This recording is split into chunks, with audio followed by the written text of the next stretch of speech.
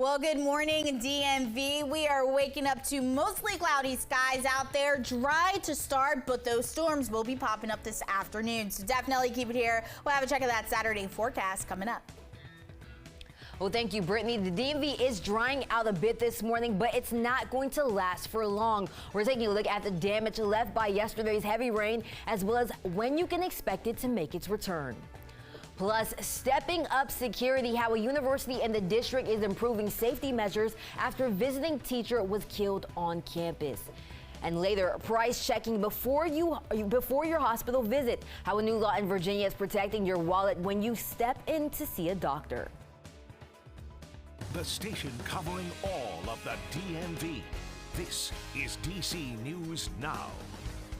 And welcome. You're watching DC News Now this Saturday morning. I'm Yamari Sase in for Tosin Fakile. Now, it was a washout in the DMV yesterday with heavy rain quickly pouring down over our region, and the storm left plenty of damage in its wake and caught people in some dangerous situations. Water rescues and evacuations were necessary. On the left of your screen, flash flooding right along 395 near the wharf. Abby Goss sent this video in. Water rising fast as she headed from DC to Arlington. And on your right, look at the huge tree that came crashing down onto his house in Northwest DC. Nobody was hurt, and this was between about a block away from Rock Creek Park on Blagden Avenue.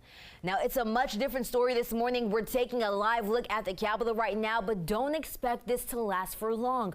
More severe storms are expected to move throughout later the day, and weather forecaster Brittany Ward joins us now in the studio. Brittany, can you help us nail down the timing of these storms? Do people have time to step out throughout the day, or is it best to actually spend this Saturday indoors? Yeah, so you'll have time to step out and maybe run some Saturday errands, because these storms, they really don't begin to pop up until the afternoon time. So right now we are fairly quiet across the DMV. This is radar currently showing you what's going on. Very quiet, just dealing with some lingering clouds across portions of the area. But when we zoom out, radar is showing you the wider picture. We're keeping our eye out on this system that's off to the west. It's going to move through as we head into your Saturday evening and then Sunday, and that's going to be sparking up a few more showers and storms that could possibly turn severe as we head into the rest of your weekend. Temperature wise, it is warm out there. We're already in the upper 70s as of 8:01 this morning in the nation's capital. 72 as you head over there to Frederick, lower 70s there in Winchester, upper 60s though as you head further off into the mountain counties. Highs today still going to be on the warmer side, as much of us will be in the lower 90s. 92 is expected to be the high in DC. 93 as you head over there to Frederick. 92 is expected to be the high there in Martinsburg. But when you factor in that heat index, it's going to feel a lot hotter than those outside temperatures. So definitely keep it here. We'll have more of those details coming up.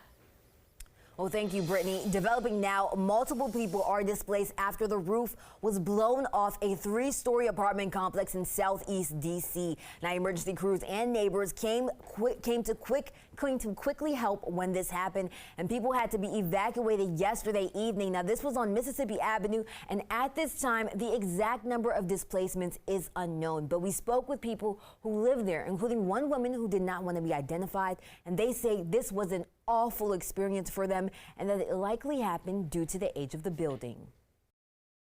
Oh my God, it was so scary. It was really scary. Just the lightning, I'm hearing things fall down. All I know is to get under the table, and I don't have nowhere to go. I feel like, yeah, you know, if y'all would have kept up on the maintenance, like this is a historic build. Like, you could look at the roof and tell that was some patch work. Now, the building has to be inspected to make sure it's structurally sound before anyone can get back in. And breaking overnight, a woman is dead and a man injured following a shooting in southeast D.C. Now, it happened on Atlantic Street, just a few houses away from a fire and an EMS station. Now, police are currently looking for a black Jeep Wrangler and a black Charger in connection to this deadly shooting. If you have any information, you're asked to contact officials. And the 2 cars were last seen heading towards MLK Avenue. The investigation is ongoing. Stick with DC News Now for any updates in the search for the suspects. Now we have new details this morning on the teacher who was murdered during an attempted robbery at Catholic University. The school is ramping up security in the hopes of preventing another tragedy.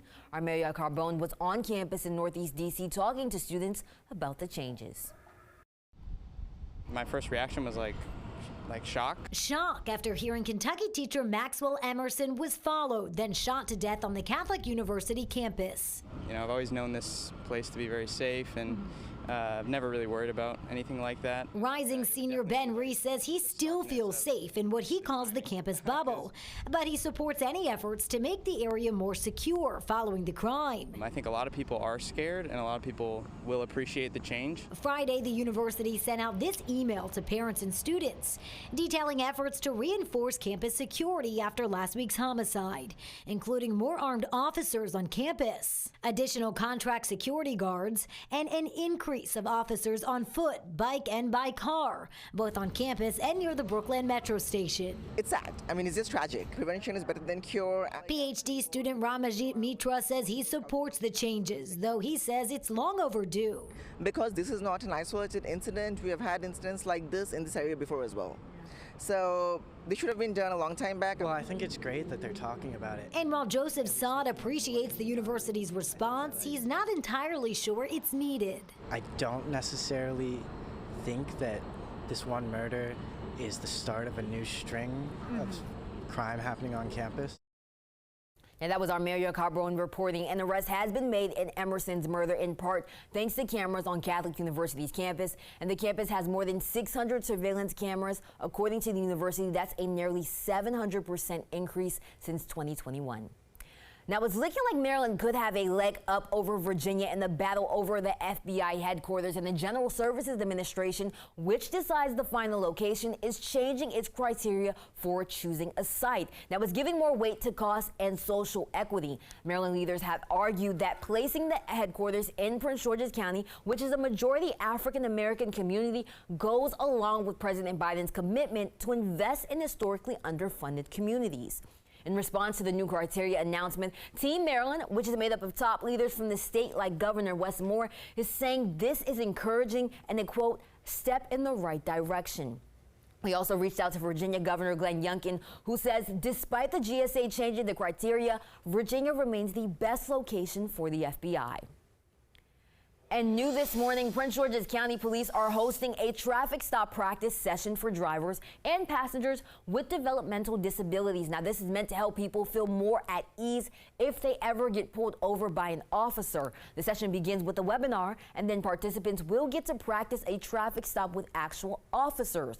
Officials will also receive a $20 Visa gift card, as well as a card to disclose your disability to police. It's free to sign up on pathfindersforautism.org, and the session happens next Saturday on July 22nd from 10 a.m. to 1 p.m. Well, since legalization of marijuana in Maryland, the cannabis-producing industry has been trying to adjust to the increase in demand, and that includes a plant in Washington County that grows marijuana. Skylar Salas gives us a look inside the business in Hagerstown as it attempts to keep up. Since the legalization of marijuana in Maryland, dispensaries have seen an uptick, but along with dispensaries, cannabis growing plants have also had to produce more marijuana to keep up with the demand. We continue to drive by matching our supply to the increased demand and have the ability to do so relatively quickly. As we're scaling our facility in Hagerstown to meet the increase in demand. Chantel Elsner is with TerraScent, a marijuana-producing plant in Hagerstown. She said since cannabis became legal for recreational use, the business had to produce about 1.5 to 2 times more product to keep up with demand in its 6 retail stores. Maryland announced its plans to legalize adult use. TerraScent, began preparing by amping up the productions of brands like Legend and Kind Tree, which are some of our primary internal brands. We also expanded our cultivation facility, and increased our partnerships in the state to meet the growing demand. As prepared as the business felt, Elsner said the demand around July 4th alone left a mark, but the company is committed to meeting the new landscape. Opening up on July 4th weekend, there was obviously a huge spike in, sales and volume and a need for product. across the broader market as well as at our, our new stores. So we're just, we're continuing to, to analyze it, stay close to it, stay close to our customers, most importantly, and our patients. Reporting in Hagerstown, Maryland, Skylar Salas for DC News Now. Well, an upcoming vote could change how Arlington drivers respond to pedestrians in crosswalks. Today, the County Council will decide whether to enforce a new Virginia law. Now, the law requires drivers to come to a complete stop when they encounter a pedestrian in a crosswalk, and slow rolls do not count. If approved, violators would get a hefty fine. Also happening today, DC police are hosting a prospect day to hire more Metro Transit police. Head on over to the New Carrollton Metro building in Hyattsville, Maryland if you're interested. You'll be able to process your job application, do your background check, interview, and take your physical test, and the event goes from 9 a.m. to 1:30 p.m. Now we have an update for you on the Maryland's long-awaited Purple Line. Now, the opening date has once again been pushed back, this time to May 2027. That's 7 months later than the most recent estimate and more than 5 years later than the original plan. Transit officials say the project is 50% complete, and the new completion date will cost the state an additional $148 million. And in Fairfax County, police say they recovered 5 stolen cars in just 1 day this week. It's all thanks to the department's new license plate reader program, and the readers were rolled out earlier this year. Now they're solar powered, and alerts are sent in real time if a stolen car passes by. All right, your time now, 8:10, and let's take a look at the heat index as we head through your afternoon, meaning what it feels like when you are stepping out the door. Overall highs today will be getting into the lower 90s, but notice by 1 o'clock, it's going to feel like the upper 90s outside. By 3, only going to feel like 100, so really hot when you are stepping out the door, and then we slowly see a relief in our heat indexes. However, we are tracking some afternoon storms, so definitely keep it here. We'll have a check of that forecast and what to expect heading into the rest of your weekend coming up.